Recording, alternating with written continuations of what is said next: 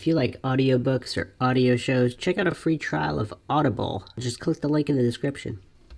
Welcome to MINDSHOCK. This is your host, Bruce McGuire. And JR. And today we will be discussing alternate conspiracy theories regarding the death of the one and only, the man, the myth, the legend, one of the greatest martial artists of all time, Bruce Lee.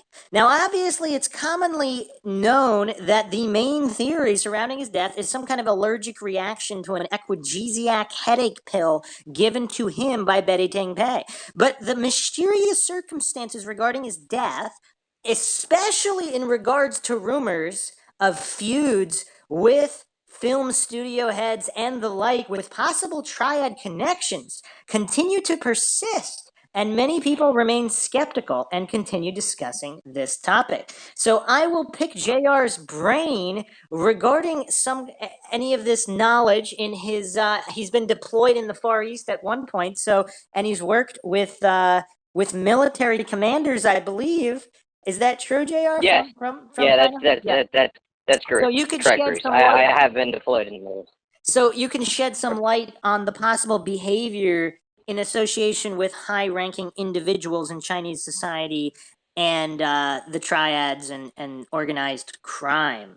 As always, if you like the podcast or you donate to our PayPal, just check the link in the description. Make sure you subscribe to the channel, hit the bell for notifications. Make sure you allow your device to have those notifications come through, otherwise you won't get them. If you like this particular podcast, hit the like button, share it across social media platforms.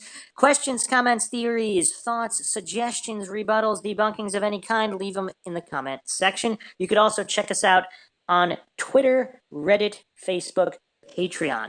All right, JR, so let's jump into it. Do you accept the common explanation for Bruce Lee's death, or do you think some of these film moguls might have had something to do either through altercations or all these other rumors with Bruce Lee's death? Well, so no, I mean, Bruce. The fact is that Bruce Lee is probably one of the best well-known martial artists of all time. And there is a lot of conspiracy regarding his death. I will say that, by and large, I think that there are probably simple answers to complex questions, but I can't necessarily pinpoint anything because I'm not 100% on the story, and I don't think anybody is. So there's always going to be that vacuum of conspiracy. What do you think about Chuck Norris's take on Bruce Lee's death? That it was only a number of years back where Chuck Norris actually chimed in even on the death of Bruce Lee. So this is what he said. He claims to know what really caused his death. Here's what Chuck Norris said. So what happened when he was in Hong Kong preparing for his next movie, he was working with a girl named Betty. He got a severe headache, so Betty gave him some antibiotics for the headache. And with the medication he had taken for his back, they reacted to each other and made his brain swell up and created an aneurysm or ruptured blood cells in his brain, and that's actually what happened. Well, Bruce, first and foremost, I wanted to say, I understand that there's, Chuck Norris is, Chuck Norris, and, I think everyone at some point or another in their life or career has heard a Chuck Norris joke. Regarding Mr. Lee's demise, I can say that it's a very possible thing that he was given medication. I mean, Mrs. Lee wasn't necessarily, we don't necessarily know where she got the pills from. No. It wasn't his wife who he was with. It was with Betty Ting Pei, another actress. Oh, I'm sorry, Miss Pei. I apologize. Some people actually allege that he was having an affair with Betty Ting Pei, and that's why it took so long for paramedics to get to the house, because they were trying to keep that all covered up and hush-hush. It's possible, but in my experience of paramedics, they simply went to the residence. I mean, She didn't call the paramedics. Apparently, she called either Raymond Chow or some other film guy who delayed. They might have delayed the actual dispersal of the paramedics. However, the actual medical staff on hand. You know, and in my experience, they don't really care about who you are or what you're. No, I mean, you know, there's of course not. We're not famous talking. people that drop like flies all day. Um, Of course. I'm talking about the lack of urgency in notifying the paramedics. That's what I was referring to. it's possible that he took a pill that like caused his brain to swell. I mean, when we talk about like the witch trials in Massachusetts, I mean, like there are people out there that maintain like they're actually witches, and then there are people that maintain that they simply had wheat ergot poisoning and like just dropped dead due to that particular situation. I don't really think we'll know because it's not a situation where the pharmaceutical company or anything regarding the actual medication itself was ever extensively looked at. Well, also, cerebral edema is extraordinarily rare to cause death, especially at that time. That's true, but Bruce Lee was extraordinarily rare. I mean, would that point to or against him having some kind of health issue like that? I mean, he was in peak physical condition. Somebody that is an anomaly is capable of carrying an anomaly. All right, that's a very good point. You ever hear the old Bruce Lee story? This is my favorite story to tell people. Like all these world champs. So you're aware that Bruce Lee's never officially entered any martial arts competition or held a single title?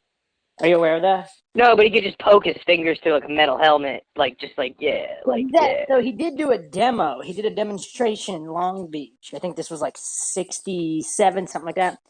And like he just mopped the floor with all these world champions. He actually told them exactly where he was going to hit them. Told them, "Are you ready?" And he's like, "Okay, now I'm coming." And they couldn't stop his punch. And he did this in front of like a gigantic audience. So after the demonstration, all these like, lifetime world champions are going up to him, and they're like, "Oh yeah, can you teach us?" He's like, "No, I can't." And they're like, "Why?" And he's like, "Okay, you see this?" And he takes 2 cups. He fills 1 cup with Coca-Cola, and he fills 1 cup with water. And he's like, "This represents your knowledge," and it's the cup of Coca-Cola. "This represents my knowledge," and it's the cup of water. Now, like, you see what happens, and he takes the cup of water and he tries to pour it on the cup of Coca-Cola, and it overflows. He's like, "That's why I can't teach." And I think one of the only students that had to counter that was Chuck Norris. And I think what Chuck Norris did, I think he emptied the cup of Coca-Cola and said, "What about now?" And then Bruce Lee said, "Okay." Was Chuck Norris? Was he a student of Bruce Lee? Yes. There was a whole bunch Really, of... I didn't. I actually, that's one of the few things on earth that I didn't know. Chuck Norris, believe it or not, does have an ego problem. Now, it's not as big as other people. I don't think he'll ever actually admit it, but I think he says, "We trained together." I think that's how he puts it. But like everybody knows what that means. Like, Yeah, Bruce Lee taught him his magical, secrets. Yeah. because here's the thing. He was already like 9-time undefeated world champion by the time he met Bruce Lee. Why would he train with Bruce Lee if Bruce Lee's not... There's no reason for him to train with Bruce Lee if he's like a 9-time world champion. Like everybody knows what was up there. Hearing Chuck's cool, but hearing some of his stories, he doesn't have anywhere near as bad of an ego as most people. But he's like, "Yeah, we learn stuff from each other." I'm like, yeah, nah. Yeah. Nah. I already automatically that just sent off like 20 flags in my brain. Like yeah, no. Bigger flag. He never once said Bruce Lee's name until after Bruce Lee died. How's that for Reddit? He never once dared to say something like that. Bruce Lee learned stuff from me. He never once opened his mouth while Bruce was still alive about that. Yeah, well, I mean, look, I feel really bad about Bruce Lee because, even his own wife capitalized on his, and she didn't do that while he was alive either, so, that was, Bruce actually had a pretty sad life, when you think about it. I mean, he was like Dan Osmond. He was like this realized human that, no one respected in his own time. He was vastly respected in his own time. And Osmond was to an extent too, but not obviously not unexpected. Like Bruce Lee, he actually was trashed. All these people, they didn't open their mouths until he died. If you notice that. All the people talking trash about Bruce, they started after July, whatever, 1973. They didn't talk trash while he was still alive. That should tell you something. Well, would you talk trash about Bruce Lee? I mean, like, Yeah, I don't know. Not really. I wouldn't talk I don't necessarily know if I'm considered like, it's not like the type of situation where they're gonna send like people to your house, but I mean, like, Bruce Lee just walks into a room. Yeah, I mean, I wouldn't talk trash about Bruce Lee. Would you? Like, No. like, Yo, what gets me? would you? I mean, it's not even. It's not even. It's risk versus reward. Like, would you just risk saying the wrong thing, like, or pissing him off? Do you want to hear a story of when someone did? This is supposedly this is the reason he was bumped off. This is one of the rumors. So Bruce Lee's known for his temper, by the way. So even though he was this outstanding philosopher and martial artist, he had a bad temper, and he knew it. He was kind of like you in that regard. Like, he made no bones about it. He knew he had a bad temper, and he just knew it. It's just one of those things. So there was this meeting in 1973. I think it was it was either before Enter the Dragon or it was about Game of Death. And so one of the Chows, who's like head of the studio, now nobody knows why he did this. Like, you could explain, people, you could explain what his deal was in this situation.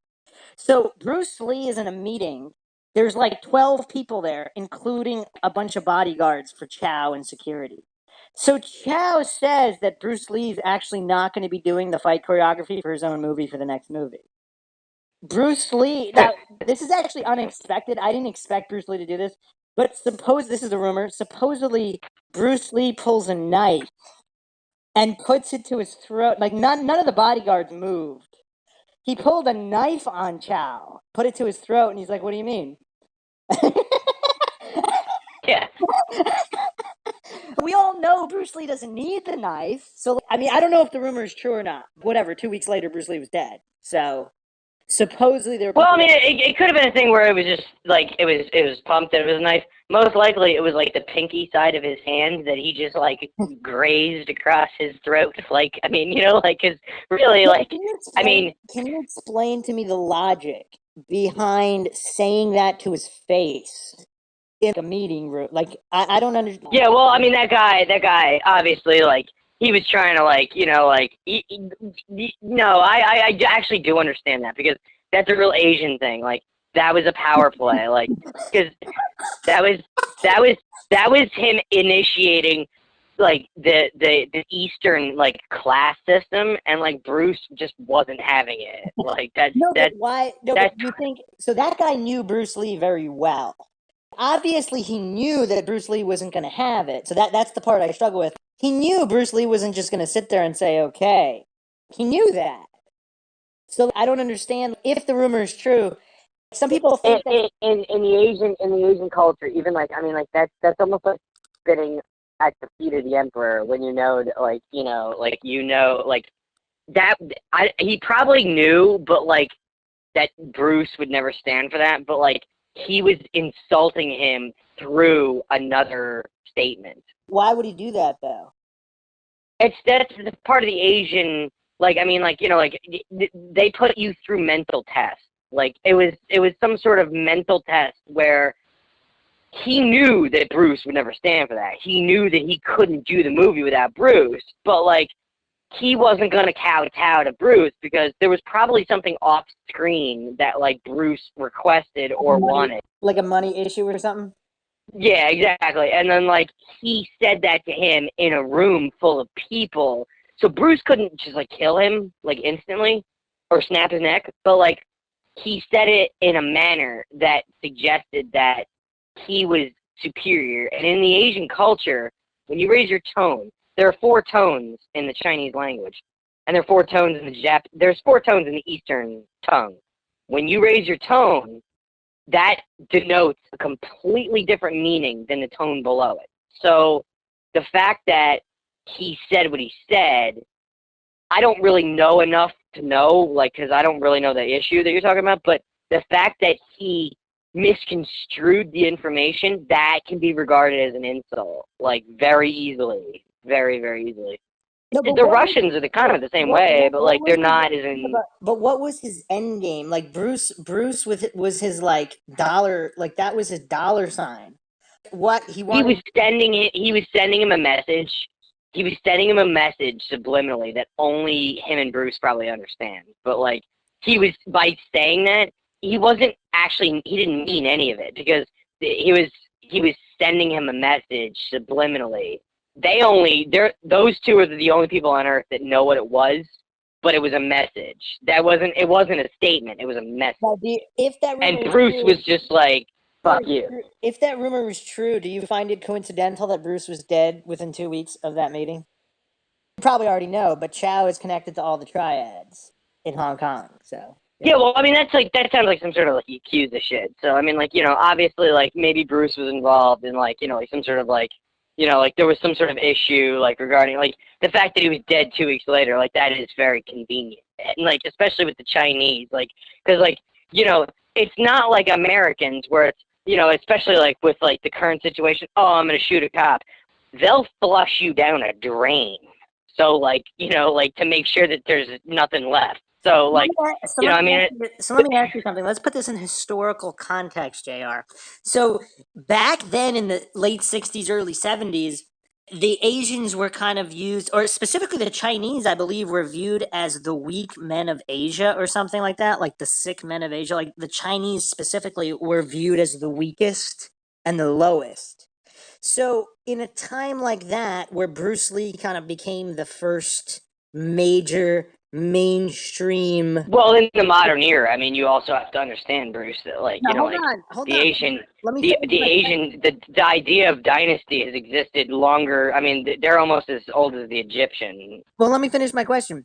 In historical context, do you believe that some like triad or movie studio boss, he would snuff out the symbol of their people of strength, success, power, all these things that Bruce Lee was that actually transcended every single culture, but specifically propping up the Chinese culture? Do you believe that like some random studio boss was that petty to snuff out Bruce and everything he symbolized for not for the entire people?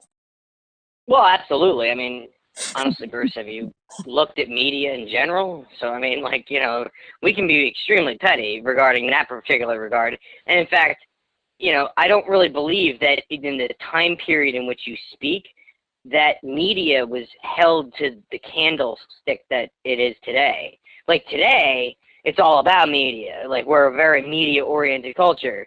When you go back to like the 60s and 70s, there was still like hope. Like, you know, it was before the internet like liquidated everything. Like there was still hope. So like it wasn't the same. You're not talking about like if it was a media boss of a media mogul of today. Is it the media mogul of yesteryear? No, I don't believe so.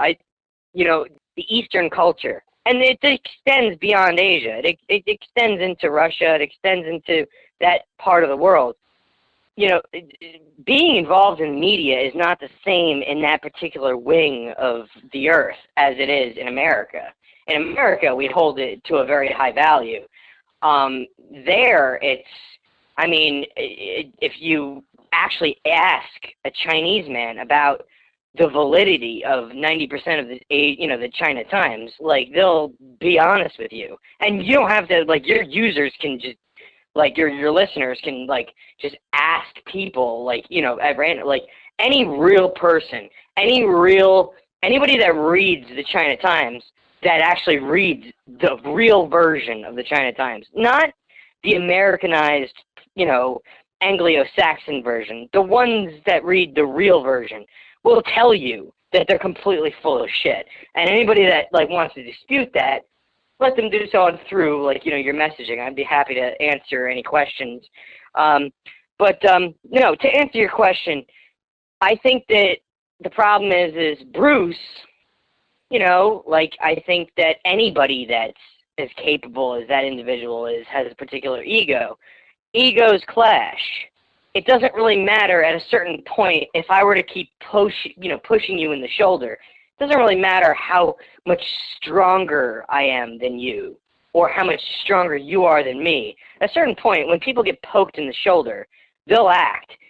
So, obviously there was some sort of measure that existed, or some sort of situation that they only know about, because obviously it was sacred. So let me backpedal a little bit, and I'm gonna. There have been so many different claims regarding who pulled the knife on who at what moment, and whether or not it was in a meeting room. This is so. These I were find it very difficult to believe that Bruce Lee would need to pull an implement in order to get what he wanted.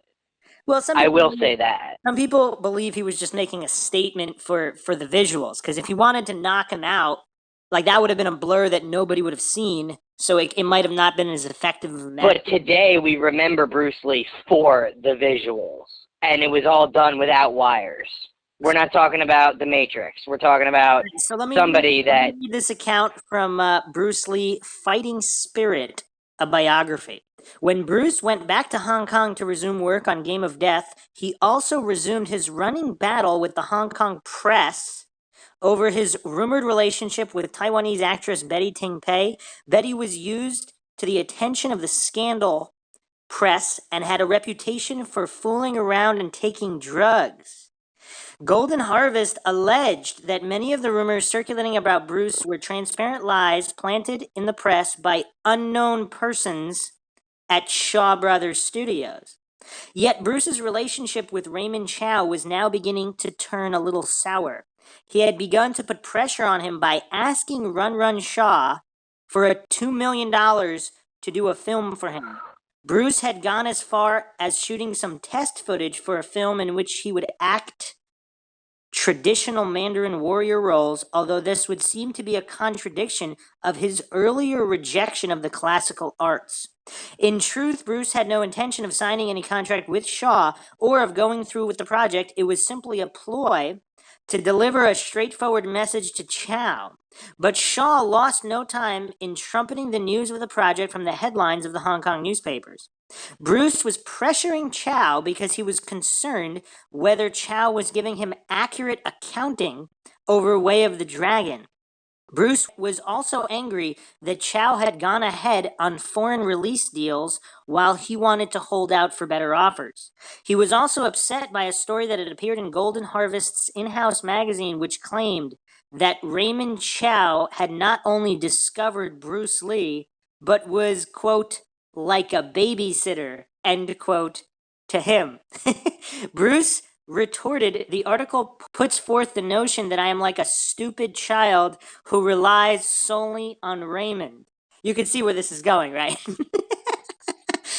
Yeah. On July 10th, 1973, Bruce Lee was at Golden Harvest Studios when he heard that one of the many others who claimed credit for discovering or making him was also in the building, none other than Lo Wei, the man who had proclaimed himself to be Hong Kong's first millionaire director and the man who had taught Bruce Lee how to fight. Now you can see really where it's going, right? Now it would seem that Lo Wei's genius had suddenly deserted him. While Bruce Lee had gone on to make Enter the Dragon, Lo Wei had completed what was originally intended as Bruce's third film, Yellow-Faced Tiger.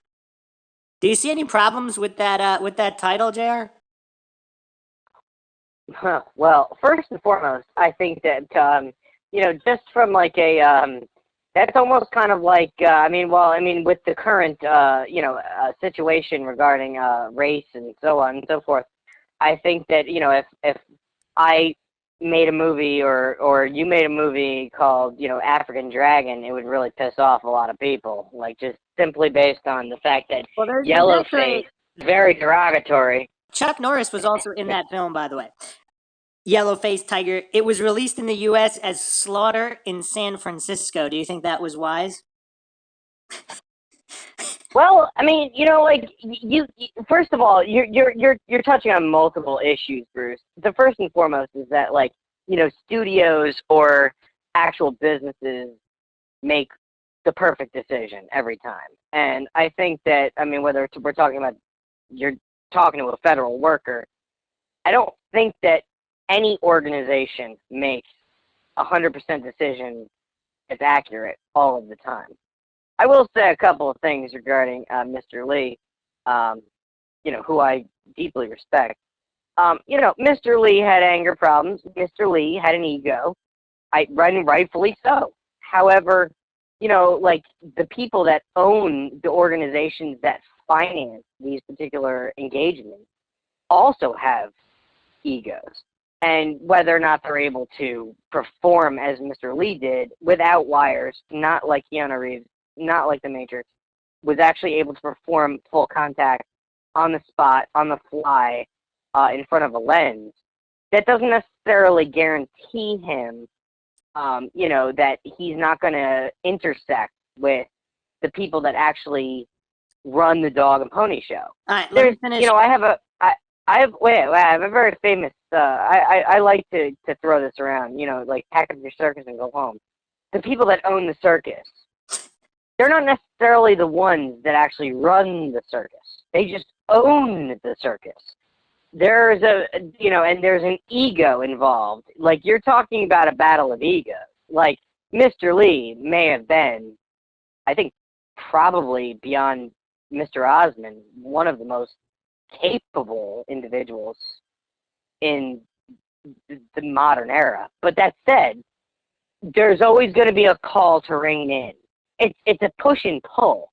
With any media, there's a push and pull. Are you saying this might be a case as simple as certain film moguls connected with triads might have thought Bruce Lee got a little too big for his britches? Is that what you're saying? Or he said the wrong thing at a table during, an opening. Yeah, absolutely. Simplicity. Wait. Let me just say this, Bruce. Simplicity is the sign of perfection. Simplicity at its base is a sign of perfection. It's very easy for the human brain to come up with a lot of complex answers for a lot of simple problems.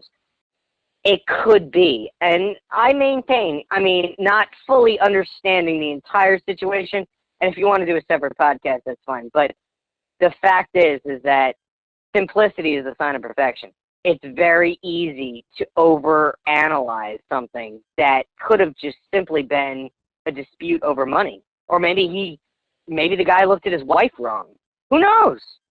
So okay. Well, I'm going to go back to that in a moment, but let me finish reading this account. So, Yellowface Tiger, aka Slaughter in San Francisco, starring Chuck Norris. The movie had not made Lo Wei his next $1 million.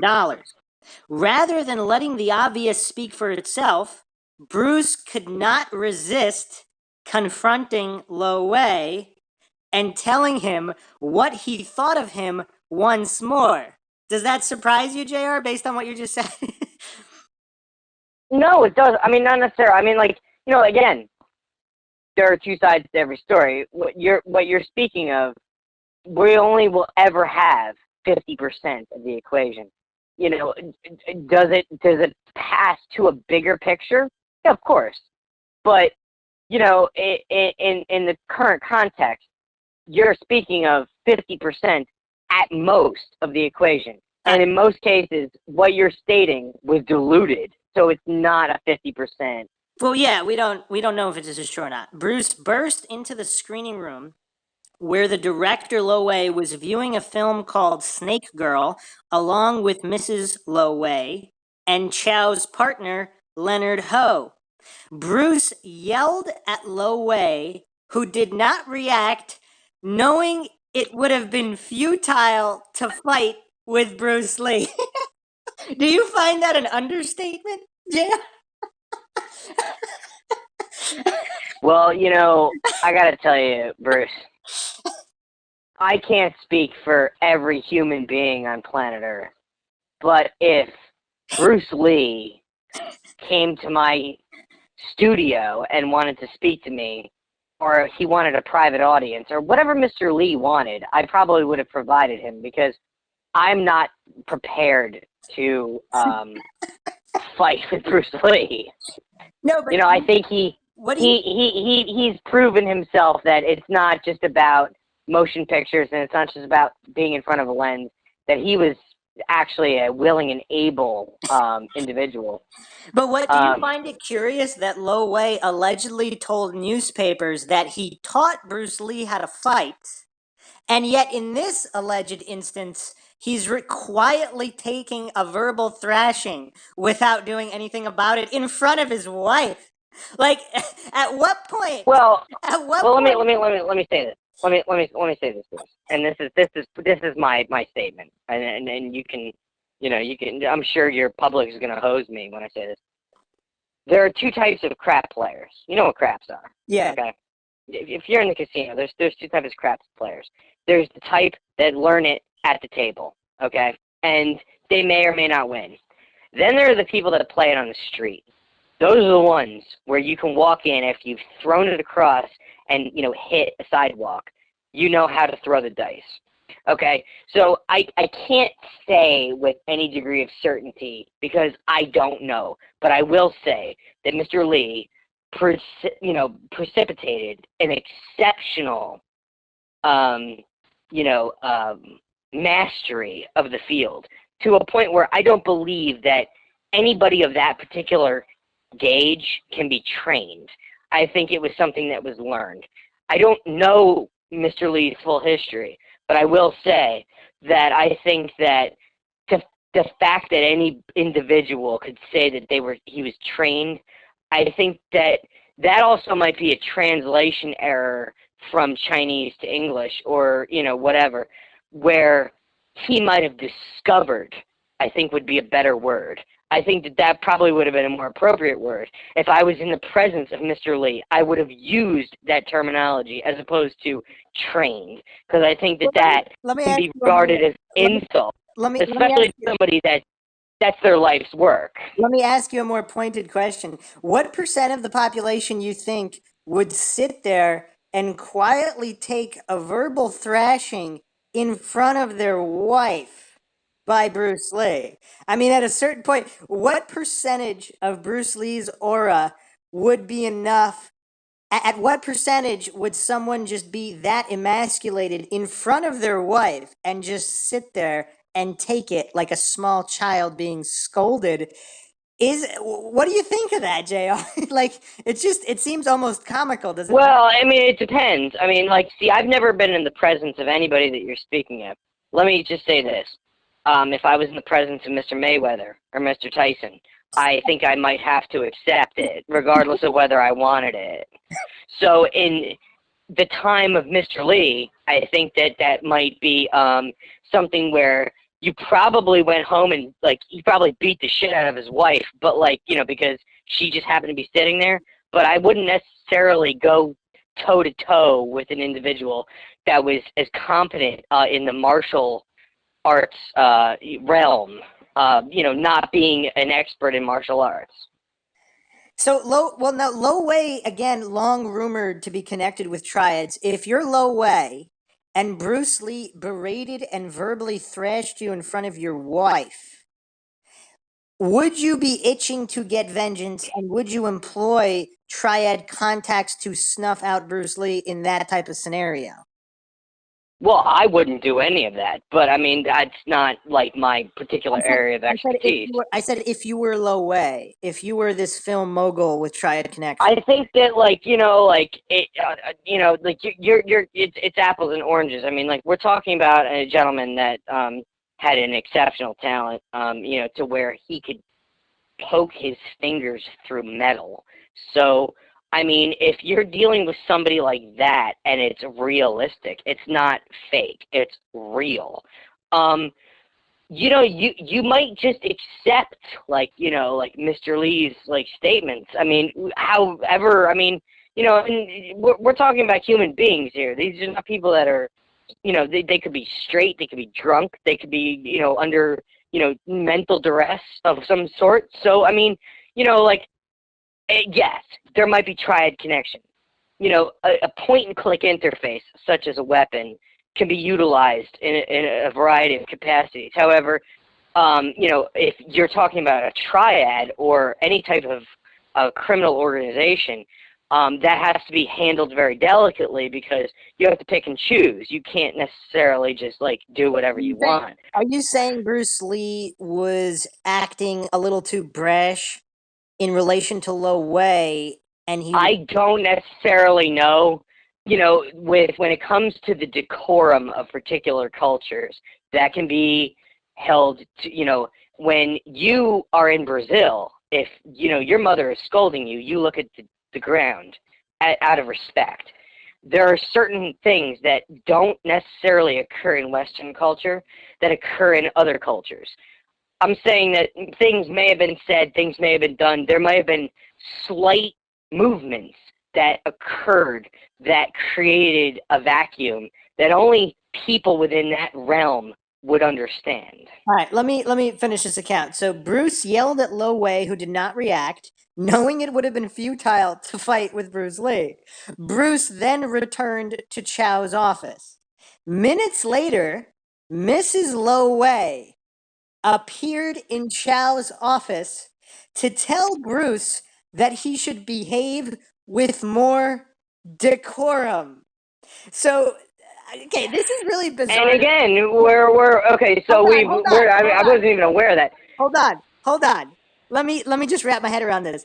Lo Wei is too scared to tell Bruce, so he sends his wife to tell Bruce what to do. Now, keep in mind, this is the early 70s, okay, in Hong Kong, and Bruce has this film mogul's wife walking up to him to tell him how to behave. I mean, this is a big web to untangle. What do you make of this, JR? Well, I do know that in Eastern culture, women are actually held in much higher regard than they are in Western culture, and that's unfortunate because I believe that women are the salt of the earth. They're the ones that give us life. I will say that I think that that actually makes a lot of sense in a lot of ways because he sent someone that he knew was defenseless to interact with Mr. Lee, and as a result, Mr. Lee could have had, he had two choices. He could have beat the shit out of her, okay, and he could have, completely thrown it all away, or he could have listened to her. I don't know how to illustrate that because, certain people have certain perspectives when it comes to women telling them off. Hold on. But I believe in the Eastern culture, it's extremely regarded. I mean, I'm not an expert. I believe you're mistaken here. Wives, mothers, particularly mothers or grandmothers, like elders, are very respected.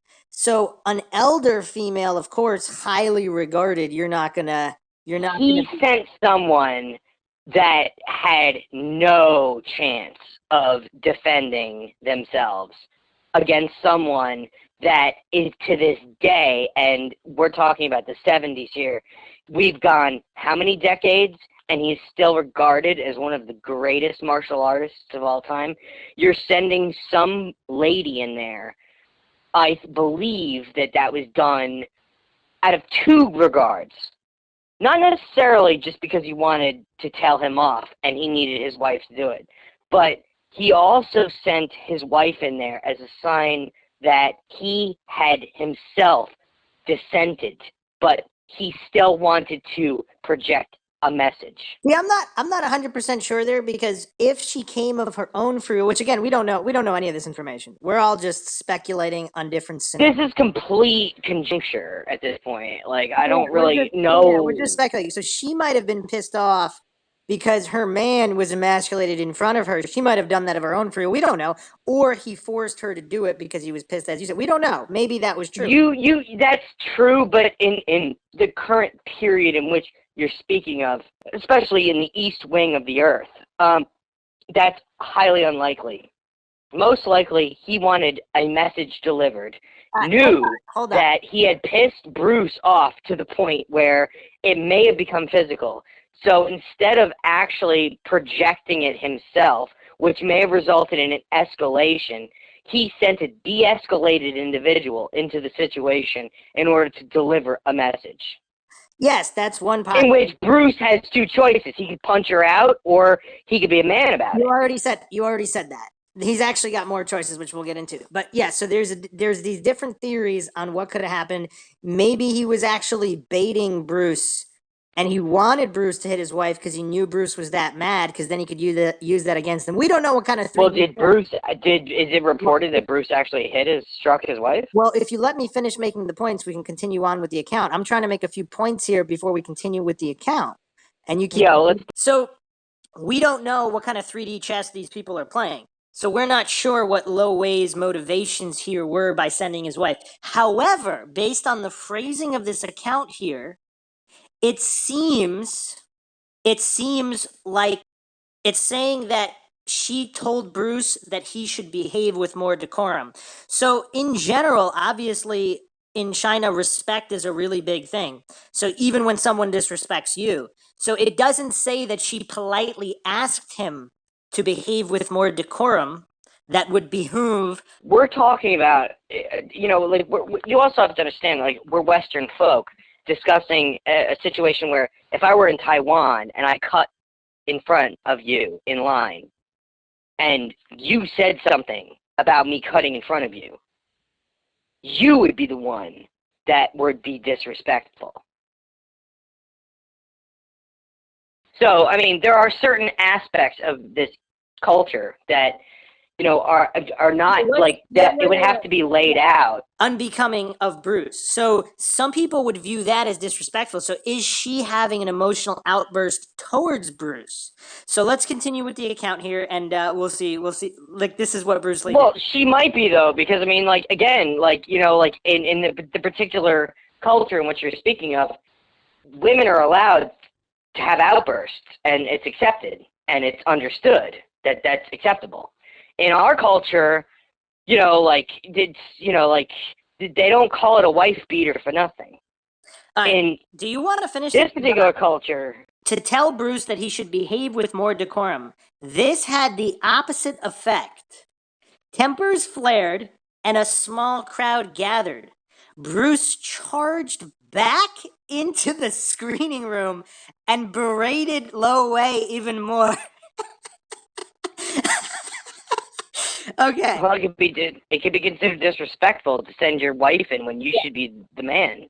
Yeah, that's the point I was making before. The police were called after Lo Wei claimed that Bruce had pulled out a short knife concealed in his belt buckle and threatened to stab him. The police could find no such knife and attempted to smooth out the situation rather than make arrests and involve lawyers. Lo Wei insisted Bruce sign a hastily improvised cease and desist letter promising simply, quote, I, Bruce Lee, will leave Lo Wei alone, end quote. The whole studio was in uproar, and in order to get the police out and reporters away, Bruce signed the letter. Later, he became annoyed when he realized that this had given Lo Wei's version of the events more substance. So would you consider that an alpha move by pulling out a pen and paper and wanting a particular individual to write that they will leave you alone? Is that considered a manly alpha move? I've actually never heard of that happen in any kind of confrontation. Well, no, but you again, Bruce. I mean, not to extend this further than it needs to be extended. I will say a couple of things. First and foremost, it takes one thing to be outed by a lady. I mean, as a man, and and ladies are very good at pointing out the flaws within masculinity. I will also say that in addition to that, there were external pressures from the presence of a police department in which, again, in Eastern culture, it's not uncommon where the police just like pull out their weapons and they machine gun you if there's an issue. Again, I don't want to disrespect anybody, but like that is a proven fact. Like, it's not like it is here now where like, they read you your rights and handcuff you and like there's like a trial. Like, if the police feel threatened in any manner, in any part of the East, it can escalate to an extreme level extremely quickly. So he was pressured into possibly signing a particular document. In addition to that, I will also say that the signing of the document, it could be considered an emasculation. However, since we don't actually know the story behind I wasn't saying it was emasculating to sign it. I was saying it was emasculating to ask the other person to sign it.